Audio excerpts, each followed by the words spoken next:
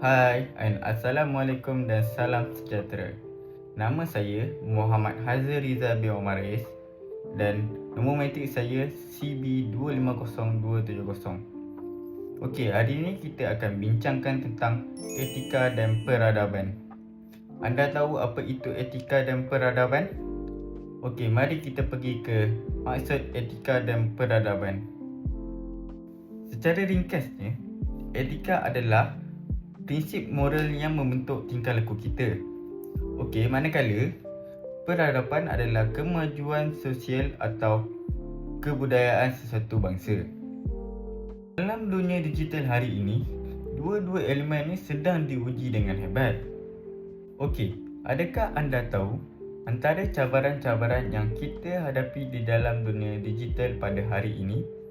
Okey, antara cabaran-cabaran yang kita hadapi adalah hilangnya sepadan dan kawalan kendiri.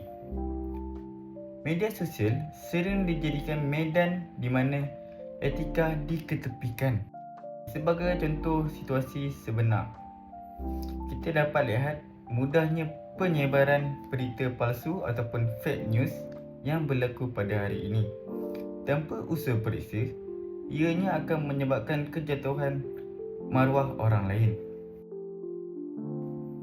Selain itu, penggunaan bahasa kasar atau cyberbullying amat membimbangkan pada hari ini. Ini kerana ianya menunjukkan kurangnya rasa hormat terhadap kepelbagaian budaya dan sensitiviti masyarakat lain. Bagaimana generasi muda seperti kita boleh mengekalkan etika dan peradaban yang baik?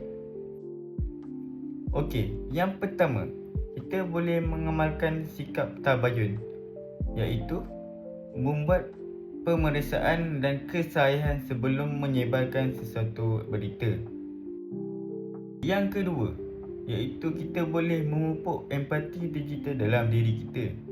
Okey, empati digital itu ialah kita boleh berfikir sebelum menaip atau memberi komen terhadap orang lain.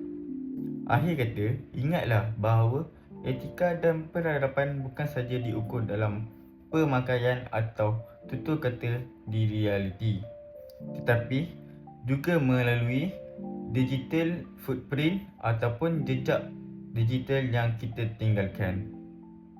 Sekian saja dari saya. Terima kasih.